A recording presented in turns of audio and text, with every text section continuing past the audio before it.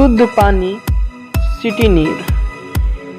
यहाँ पे मिलेगा आपको सबसे शुद्ध पानी मिनरल वाटर, और यहाँ पे शादी विवाह में भी ऑर्डर लिया जाता है। आपको भी अगर कोई एडवर्टाइजमेंट करना है तो नीचे दिए गए नंबर पे कांटेक्ट करें। नमस्कार, फिर से आप सभी का एक बार स्वागत है सिटी अपडेट न्यूज पे, और मैं हूं आप सभी के साथ आपका प्यारा होस्ट फैसल अहमद। बिहार विधानसभा चुनाव की जो सरगर्मी है वो लगातार तेज होते जा रही है, और हर जो न्यूज चैनल है वो लगातार जनप्रतिनिधि प्रत्याशियों का जो इंटरव्यू है वगैरह बाइट वगैरह कैप्चर कर रही है, और हमारा भी चैनल लगातार जनप्रतिनिधियों का जो इंटरव्यू बाइट है वो कैप्चर कर रहा है। लेकिन आज किसी नेता, किसी जनप्रतिनिधि नहीं, कोई प्रत्याशी नहीं, आज हम किसी से बात करने वाले नहीं हैं। आज हम आप सभी से बात करने वाले हैं। आज हम अपने दर्शकों से बात करने वाले हैं, और आज हमारे मन में कुछ सवाल है, उस सवाल को आप सभी के सामने रखेंगे। और अगर आपको मन करे उसका जवाब देना है तो कमेंट बॉक्स में आप बता सकते हैं उसका जवाब। जैसा कि आप सभी जानते हैं, सीवान के जो 8 विधानसभा है वो दूसरे चरण में 3 नवंबर को मतदान किया जाएगा।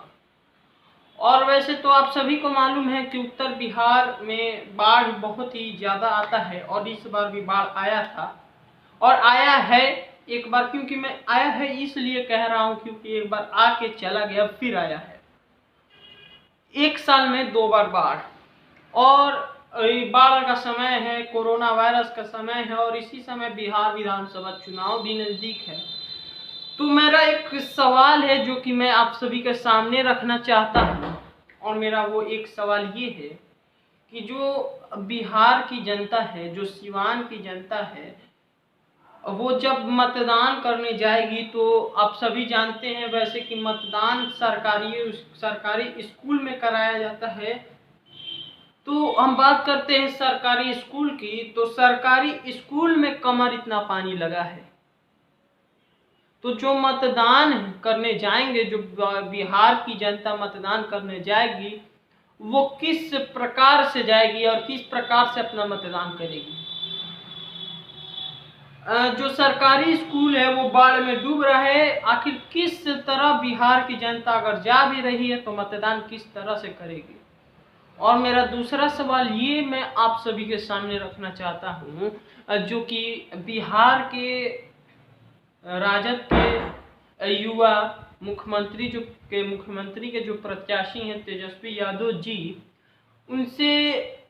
उन्होंने कहा है कि मुख्यमंत्री बनने के बाद पहला काम होगा 10 लाख युवाओं को रोजगार देना।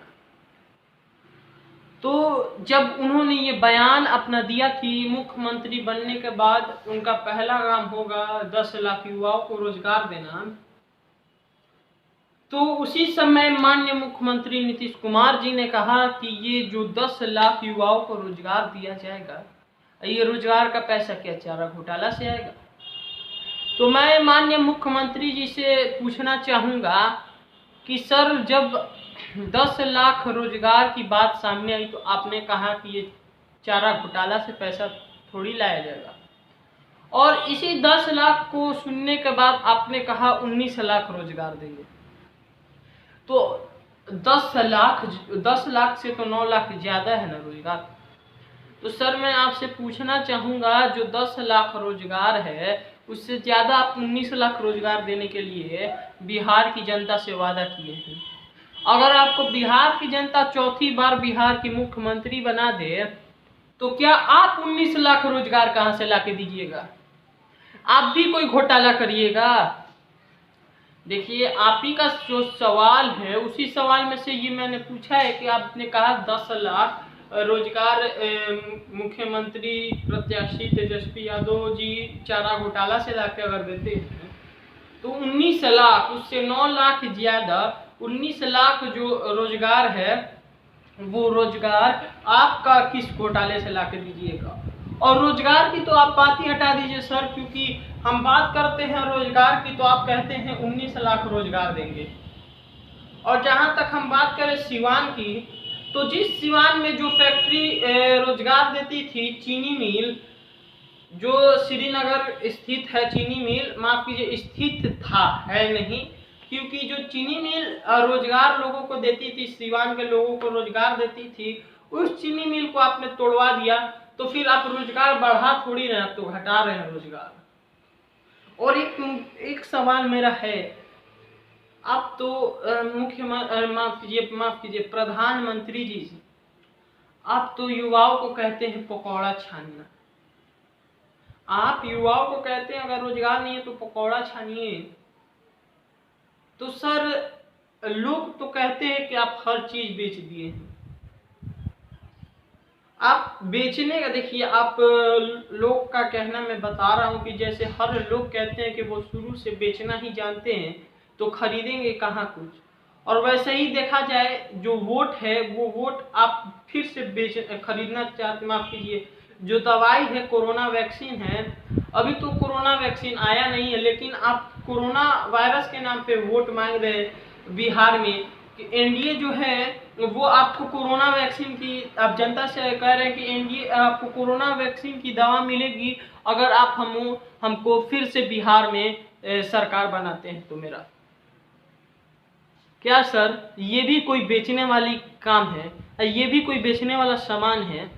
आपसे एक बिहार की जनता को आप एक दवा नहीं दे सकते हैं, आप एक दवा वोट से बेच रहे हैं, तो फिर आप पे बिहार की जनता कैसे विश्वास करे कि आप विकास करिएगा?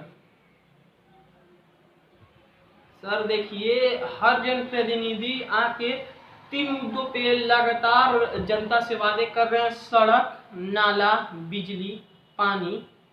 सर पानी से याद आया, आपने एक वादा किया था नल जल योजना, आपको तो याद होगा, और हमारे सारे दर्शक जो देख रहे हैं उन सभी को याद होगा, और उन सभी से मैं, हमारे सारे दर्शकों से मैं पूछना चाहता हूं, आपके गांव में नल जल योजना काम कर रहा है? तो आप कमेंट बॉक्स में बता सकते हैं हाँ या ना में कि हमारे गांव में नल जल योजना काम कर रहा है या फिर नहीं कर रहा है, आप कमेंट बॉक्स में बता सकते हैं। और मैं अब मुद्दे पर आता हूँ, जो माननीय नीतीश कुमार जी का कहना है कि हर घर नल जल योजना पहुँचाया जाएगा।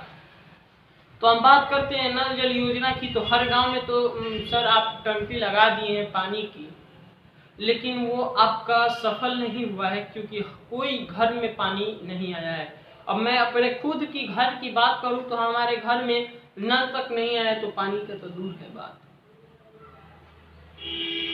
आप हमारे चैनल पे जाके हमारे पहले का वीडियो देख सकते हैं, जैसे कि अभी आचार संहिता लागू नहीं हुआ था तो उसके पहले हमने एक वीडियो बनाया था, और एक नहीं बहुत ही सारे जनता का राय लिया था, और जनता से हम लोगों ने पूछा था, हमारी जो टीम है वो पूछी थी कि क्या आपके गांव में विकास हुआ है, तो पूरे सिवान की जनता ने एक बार भी नहीं कहा कि हाँ हमारे गाँव में विकास हुआ है।